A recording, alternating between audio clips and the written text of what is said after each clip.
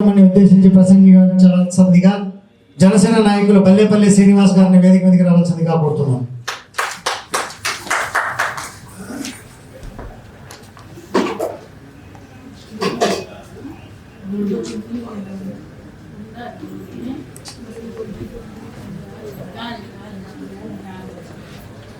నందమూరి తారక రామారావు గారి వర్ధంతి సందర్భంగా ఇక్కడికి వచ్చిన మా తెలుగుంటి ఆడపడుచులకు, టీడీపీ నాయకులకు, పలు సంఘాల నాయకులకు, మా జనసేన పార్టీ నాయకులందరికీ హృదయపూర్వక ధన్యవాదాలు తెలియజేసుకుంటూ, జనసేన పార్టీ కోవిడ్ అధ్యక్షులు ఎర్రంశెట్టి హరిబాబు రాయలు గారి ఆదేశాల మేరకు ఎన్ఆర్ఐ తెలుగుదేశం వారి యొక్క ఆహ్వానం మేరకు ఇక్కడికి వచ్చి ఎన్టీఆర్ గారికి మా జనసేన పార్టీ కోవిడ్ కుటుంబ సభ్యులందరి తరఫున ఆయనకు ధన్యవాదాలు తెలియజేసుకుంటున్నాం.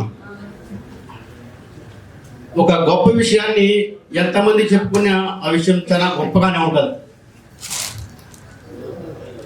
పేదలకు అర్ధాకలతో అలమటిస్తున్న పేదలకు 2 రూపాయలు బియ్యం ఇచ్చి వాళ్ళు నా చేతి వేళ్ళు 4 వేళ్ళు నోట్లోకి వెళ్ళి వాళ్ళ ఆకలి బాధలు తీర్చిన గొప్ప నాయకుడు మన ఎన్టీఆర్ గారు. వారు ఈరోజు మన మధ్య లేకున్నా కానీ ఆయన్ను ఆదర్శంగా తీసుకొని ఇప్పుడున్న నాయకులు ప్రజలకు అదే విధంగా అండగా నిలబడాలని చెప్పి నేను ఈ సభాముఖంగా తెలియజేసుకున్నాను. ఇంకో విషయం ఏంటంటే, అందరూ మనోడు చాలా మంది చెప్పారు ఎయిర్పోర్ట్ గురించి. దాని గురించి నేను మళ్ళీ చెప్తున్నాను. నేను సొంతంగా మన మెడ్రాస్ ఎయిర్పోర్ట్కు వివక్ష ఎదుర్కొన్నాను. నేను నాతో పాటు నా సహచర ప్రయాణికులు కూడా చాలా మంది వివక్ష ఎదుర్కొన్నారు. మన ప్రయాణికులే కాదు, మన ఆంధ్ర నుంచి మన కోసం వచ్చే డ్రైవర్స్ కూడా ఒక పోలీసు కనపడితే ఏదో దొంగగా దాక్కున్నట్టు ఈరోజు మనం ఒక తమిళనాడు నుంచి మన ఆంధ్రాకి వెళ్ళాల్సి వస్తుంది. సో ఇలాంటి పరిస్థితి నుంచి మాకు విముక్తి కలిగించాలని చెప్పి మన ఆంధ్ర రాష్ట్ర ముఖ్యమంత్రి గారికి మరియు ఉప ముఖ్యమంత్రి వర్యులు శ్రీ పవన్ కళ్యాణ్ గారికి ఈ సభాముఖంగా తెలియజేసుకున్నాను.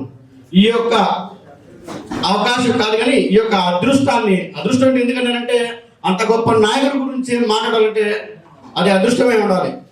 సో ఈ యొక్క గొప్ప అదృష్టాన్ని నాకు కల్పించిన ఎన్ఆర్ఐ తెలుగుదేశం నాయకులకు మరియు ఎన్టీఆర్ సేవా సమితి అధ్యక్షులు చుండ్రు బాలరెడ్డి గారికి మా జనసేన పార్టీ కుటుంబ సభ్యులందరి తరపున ప్రత్యేక ధన్యవాదాలు తెలియజేసుకున్నాను. జోహార్ ఎన్టీఆర్, జోహార్ ఎన్టీఆర్, జోహార్ ఎన్టీఆర్, భారత్ మాతా కీ జై.